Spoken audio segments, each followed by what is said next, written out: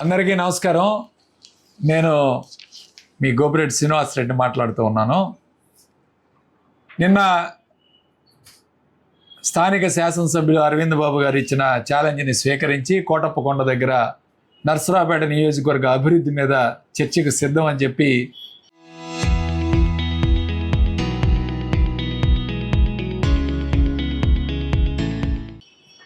ఈరోజు ప్రతి సవాలు విసిరాను. దాని నిమిత్తం నిన్న సాయంత్రం 6 గంటల నుంచి పోలీసులు మా హాస్పిటల్ చుట్టూ నిర్బంధం చేసి ఎవరిని కూడా మా కార్యకర్తలను కానీ లేకపోతే మీడియా వాళ్ళని కానీ ఎవరిని కూడా నన్ను కలవకుండా నిన్న రాత్రి నుంచి హౌస్ అరెస్ట్ చేసే కార్యక్రమం చేశారు.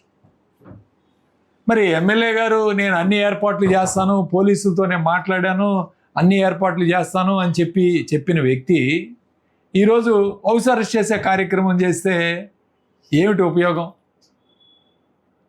అంటే నువ్వు కావాలని నీ దగ్గరికి ఎవరో తెలుగుదేశం పార్టీ కార్యకర్తలు రావట్లేదు, నిన్ను ఆల్రెడీ అసహించుకునే పరిస్థితి, చేదరించుకునే పరిస్థితి, ఎవరు కూడా రావటం లేదనే ఉద్దేశంతో వాళ్ళు ఏమన్నా ఇలాంటి సవాళ్ళు విసిరితే నీకేదో సానుభూతి వచ్చింది, వాళ్ళు ఏదో వస్తారని చెప్పి ఒక ఆలోచనతో ఈ సవాలు విసిరి తీరా నువ్వే అన్ని ఏర్పాట్లు చేస్తానన్నావు, నువ్వే మాటిచ్చావు, పోలీసులు విలేకరులు అందరూ కూడా నేను చూసుకుంటానని చెప్పావు, కోటప్పకొండ మీద ఏర్పాట్లు చేస్తానన్నావు, దానికి మేము సిద్ధం అని చెప్పావు.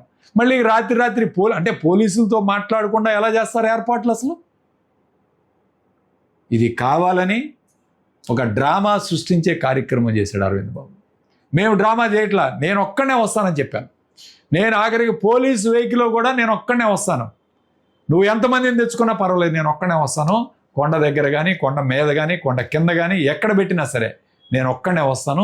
ఇప్పటికే నేను చెబుతున్నాను, నేను ఒక్కడనే పోలీసు వారి వెహికల్లో వాళ్ళ యొక్క అనుమతితో ఖచ్చితంగా నేను వచ్చే కార్యక్రమం చేస్తాను. కాబట్టి నేను ఒకటే చెప్తాను, పూర్తిగా నువ్వు విఫలమయ్యావు, నీ బండారం బయటపడిద్ది. ఏం చేయలేదు కదా, అభివృద్ధి ఏమన్నా చేస్తే కదా. ఈ అభివృద్ధి ఏమి చేయకుండా నేను చేశానంటే ఎవడో నమ్మడం. నీ లెక్కలంటే నువ్వు 2 సెప్టాలు కట్టి ఫ్లైఓవర్లు అంటే ప్రజలేమో నమ్మే పరిస్థితి కాదు అరవింద్ బాబు. అందుకే చెప్తా ఉన్నాను, ఖచ్చితంగా నేనైతే సిద్ధంగా ఉన్నాను. లెక్కలతోటి సహా 2400 కోట్ల అధికార లెక్కలతో ప్రతి డిపార్ట్మెంట్లో దాదాపు 50 డిపార్ట్మెంట్లకు సంబంధించి లెక్కలతో వస్తాను. నువ్వు రా, దమ్ము ధైర్యం ఉంటే రా. మళ్ళీ చేతగాక ఏదో మీడియాతో మాట్లాడి నేను వేములపల్లి నర్సయ్యని పంపిస్తాను, నువ్వు వేరే వాళ్ళని పంపించి, ఇదేమి చేతగా అంటాను? నర్సయ్యని పంపించే బదులు నువ్వేరా, నేను ఒక్కడే వస్తాను, నువ్వు ఒక్కడే వేరా. ఆర్డీఓ ఆఫీసులో లేకపోతే కలెక్టర్ ఆఫీసులో ఎక్కడైనా పెడదాం, అంతేగాని ఆయన ఒకరిని పంపిస్తాడంట, నేను ఒకరిని పంపించాలంట. అంటే నీకేమి తెలియదని అర్థమవుతుంది. దీని ప్రకారం ఏమి అభివృద్ధి జరగలేదని అర్థమవుతోంది. అరే నీకు పిఆర్ రోడ్డు అంటే తెలియదు, ఆర్ఎండ్బి తెలియదు, ఎన్ఆర్జీఎస్ రోడ్డు అంటే తెలియదు, ఒక రోడ్డుకి ఇంకోటి చెప్తావు, నీకేం అర్థం కాలేదని దీన్ని బట్టి అర్థమవుతుంది. నీ తరపున రిప్రజెంటేషన్ ఏంటి? నువ్వే రావాలి. ఛాలెంజ్ విసిరింది నువ్వు, నేను. కాబట్టి మన ఇద్దరమే తేల్చుకుందాం. మధ్యలో వీళ్ళందరూ ఎందుకు? నీ చేతగానితనం, నీ యొక్క డొల్లతనం బయటపడుతూ ఉంది. అదే చెప్తున్నాను పోలీసు వాళ్ళకి కూడా. అయ్యా అక్కడ హాస్పిటల్లో ఏమన్నా బాత్రూములు ఉంటే తాళాలు వేయండి. ముందు బాత్రూంలో కూర్చొని ఇక మొసల కన్నీళ్లు గార్చే కార్యక్రమం చేస్తాడేమో. ఆ బాత్రూంలో తాళాలు వేయండి, అవి డోర్లు పగలగొట్టే పరిస్థితి లేకుండా దయచేసి తాళాలు వేయండి. ఆ బాత్రూములు కూడా మూసేయండి ముందు. ఆ తర్వాత మీరు ఛాలెంజ్ సంగతి తర్వాత చూసుకుందాం. ఖచ్చితంగా నేను ఒకటే చెప్తున్నాను, నేను ఎవరిని పంపించను, నేనే వస్తాను. నేను సింగిల్గా వస్తాను. నువ్వు రా, సింగిల్గా రా. దమ్ము ధైర్యం ఉంటే అన్ని ఏర్పాట్లు చేస్తానన్నావు కదా, నీ మగతనాన్ని నిరూపించుకో. ఛాలెంజ్ విసురుతున్నా, నీ మగతనాన్ని నిరూపించుకో. వస్తాను, నేను కూడా వస్తాను. వెళ్దాం, ఈ చర్చ మొత్తం చేద్దాం. మా లెక్కల ప్రకారం 2467 కోట్ల రూపాయలు, ప్రతి రూపాయికి కూడా లెక్క ఉంది, ప్రతి పైసాకి లెక్క ఉంది, అన్ని డిపార్ట్మెంట్లతో సహా. నువ్వే చెప్పావు మీడియాలో 427 కోట్లు సంక్షేమం అని చెప్పారు. ఏమి ఇచ్చారా సంక్షేమం తెలుగుదేశం పార్టీలో? ఉన్న కొత్త పెన్షన్ ఏమైనా ఇచ్చారా? మేమిచ్చిన పెన్షన్ డబ్బులు కూడా మీరు లెక్క పెట్టుకున్నారు, మేమిచ్చిన పెన్షన్లు కూడా మీ ఖాతాలో వేసుకున్నారు. సరే పోనీ 427 కోట్లు నువ్వు చెప్పిన లెక్క ప్రకారమే పోదాం. అందులో మోసాలు ఎన్ని ఉన్నాయో అబద్ధాలు ఎన్నో నాకు తెలియదు. ఎందుకంటే ఈ మనిషి లేయిస్తే అబద్ధం ఆడతాడు, లేయిస్తే అబద్ధం, మోసం చేయటం, పచ్చి మోసం చేయటం మాకు తెలుసు. ప్రాక్టీస్ రంగంలోంచి తెలుసు మాకు. అవన్నీ మాట్లాడట్లా. 427 కోట్లు నువ్వు అభివృద్ధి అన్నావు, సంక్షేమం అన్నావు, 127 కోట్లు అభివృద్ధి అన్నావు, మొత్తం కలిపితే 540 కోట్లు వచ్చింది. ఈరోజు నేను చెప్తున్నాను, నువ్వు 2 సంవత్సరాల్లో 540 కోట్లు పెట్టి అభివృద్ధి చేసావు, మేము 5 సంవత్సరాల్లో 2457 కోట్లు.